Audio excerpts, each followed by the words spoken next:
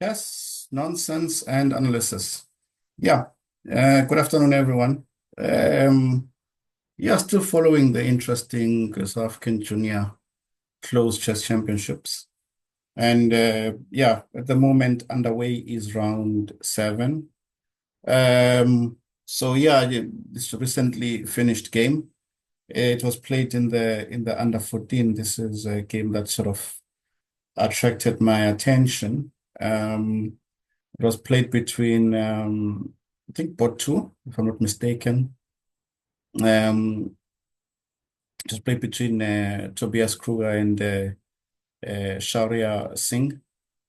Yeah, let's jump into it. So, E4 was played, C5, knight C3, knight C6, and G3. So, this is the closed Sicilian. And basically, the closed Sicilian, White is saying, okay, look, I will make the break later on.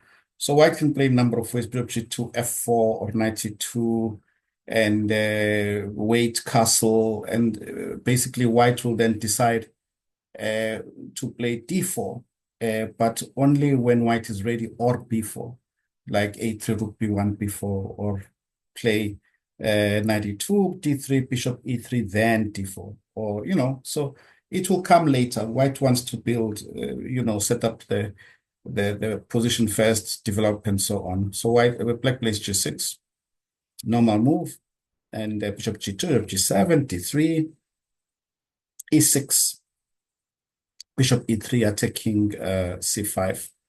Black defends with D6, and queen D2 is played. Rook B8. Yeah, rook B8 is a normal move. But also in these structures, I feel like uh, Black should not worry about a move like, say, bishop H6, for example. And the reason for that is always structural based.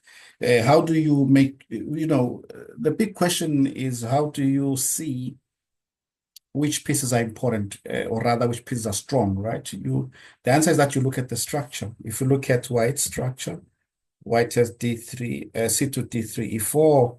What does this mean? It means that the black squares are weak.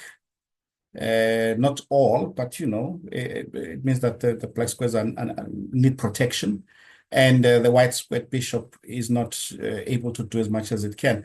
So the white's black squared bishop is a good piece. So knight e7 is also possible, just not worried about bishop h6, because then white would be exchanging one of his important pieces.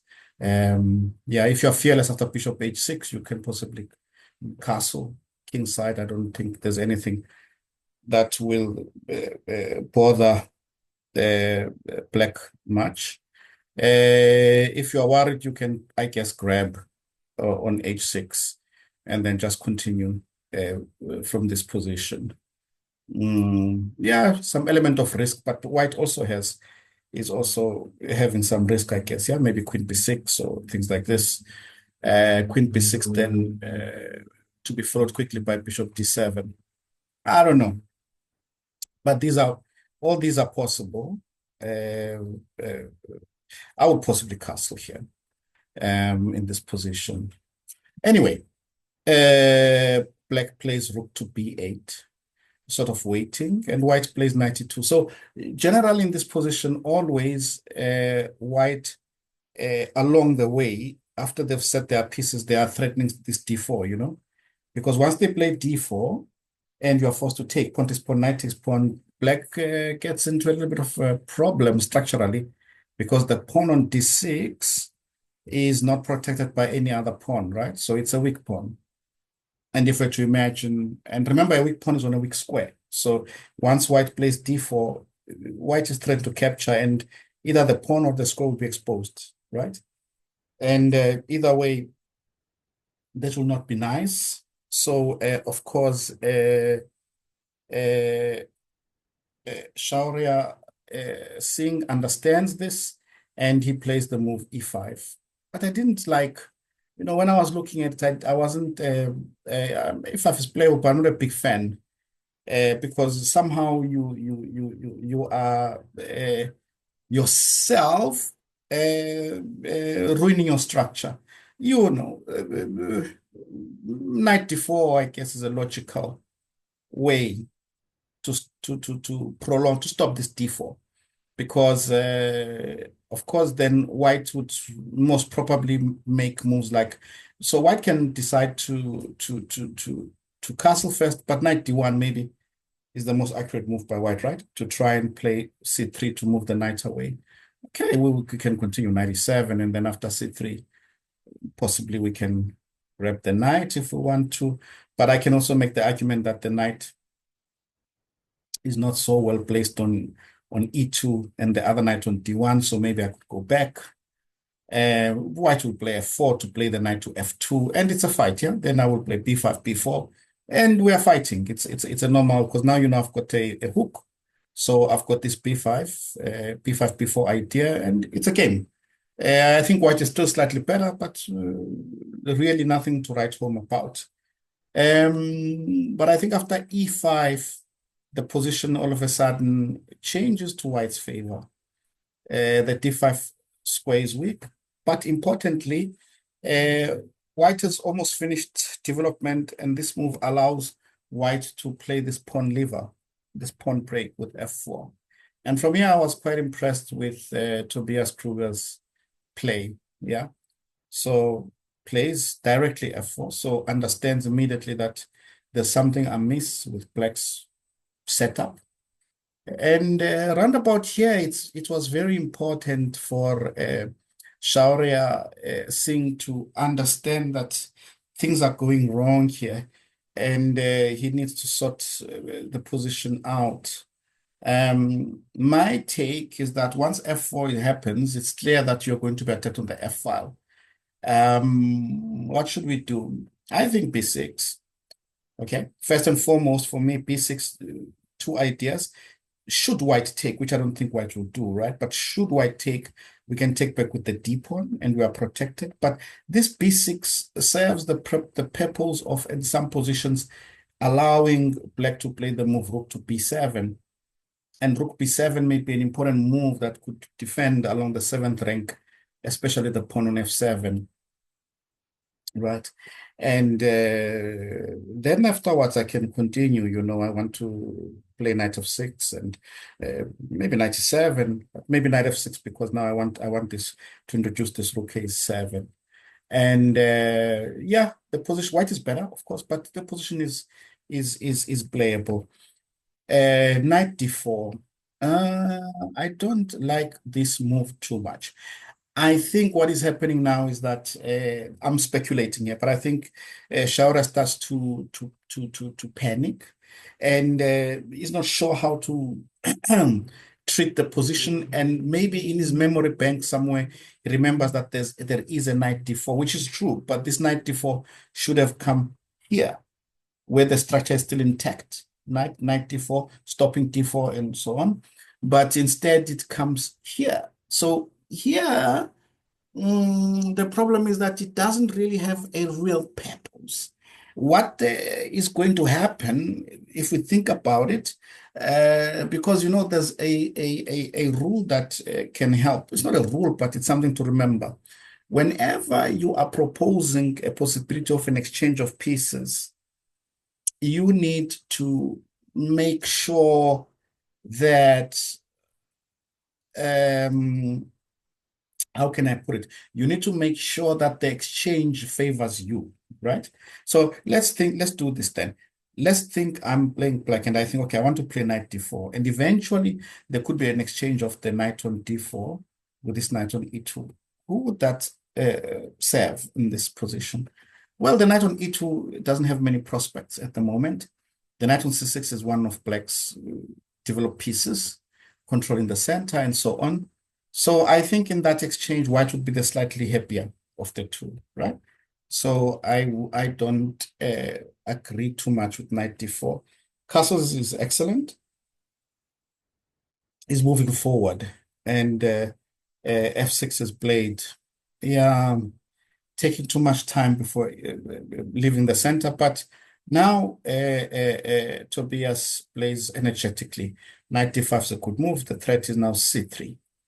So exchanges, queen takes e2, knight e7, and immediately, without allowing black to castle, takes on e5. This is an excellent idea. Knight takes d5, e takes d5. And you see, I think in this position, uh, look, Shaurya would have really loved to be able to play d takes, had it been prepared. That's why this b6 at some point was maybe a good idea, because at least I still keep my position intact. Imagine if pawn was on b6 for black, right? Of course, white is still better, but black is surviving, and then black will castle next, yeah, with surviving at least. But this time, unfortunately, it's not possible because the pawn would hang, and f takes e5. It must have been a very heavy, with a heavy heart. He must have had to play f takes e5. And now I like how white handles this position, really. Look, in all honesty, it's not the best days for Shaurya Singh. He didn't play the position in the opening not that well. But I think for me, it's how white plays it, Tobias shows his skill in this, because first you must be given the opportunity, right? And then you must take it. And he plays h4, brilliant. He wants to put his bishop on g5. Rook f8 happens, bishop g5. He's playing quickly with speed. Queen c7, very impressive move. Is h5. I would argue that if I could, I want to play h6. This is just from the top of my head, because at least if I can play h6, g5, but I think h6 must be played in this position to try and survive. I think black should try to play h6. The bishop should move. Is there anything I'm missing, a tactic here? I don't see any patterns. I don't see any possible queen e4 because I've got a bishop f5, right? I don't see bishop e4. I can take the bishop, take here, play what? Hey, wait a second. Bishop e4. Let's say, is bishop e4 possible then? No, the black squares are covered. I take the black square bishop, of course. And then my king is fine. So no, that is not possible. Yeah, so h6 should be played. And then when the bishop moves back, of course, white is still better. I'm placing the bishop on d2 so that I could move in with my queen and then play g5, right? Queen goes to e4. Is it immediate Armageddon? Very close. Play queen e7. This is now we're on survival mode here. Queen e7 and try to put the king on d8. And yeah, possibly difficult to survive. Maybe you can't survive, yeah? Check, takes, rook f1, big trouble. But yeah, already in serious trouble, very difficult to defend. Tries rook f5. Queen e3 is a very good move this time. Discouraging h6 and, developing pieces. And now in this position, he played bishop e4. I liked here, maybe I was thinking h6 would have been also a nice idea. You can play bishop f6 because I take it. And after bishop h8, then I play g4. Maybe this is also an interesting idea. Because if you play rook f7, I will take it and then play rook f1. And as an idea, as an example, if you take on f1 and I take in this manner, I don't think you can defend, can you? Like I play queen f2, f3, f3. Queen f3 to defend the pawn. So I'm threatening queen f8, checkmate. There's no defense here. Yeah. So this would okay, you'd have to take the pawn here, but it's lost. That would have been also nice, but bishop e4 is also good enough. And then takes the exchange, plays h6, and then rook f2. So the other rook, I like very logical play from white. The other rook is coming into the game, and then the queen moves to f3, threatening tripling. Is threatening g4. And when the bishop moves, queen takes g7, rook takes g7, rook takes, sorry, f8. Queen takes f8, rook takes f8, rook takes f8 checkmate. Very nice, very logical. Plays bishop b7, exchanges, plays g4. Difficult. The pieces are entering. Black tries very hard to stop it, and then in the end, a very nice move, rook e2. Because if queen takes e2, queen g7, and if queen d7, rook takes e8, queen takes e8, queen g7 is checkmate. Yeah, a very nicely played game by White. Black didn't play so as accurate as possible. Another lesson, I guess, for because the players in the junior players are growing, and it's an opportunity to grow.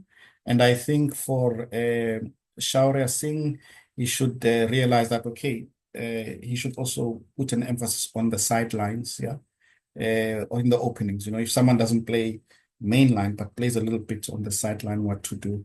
Yeah, so very interesting.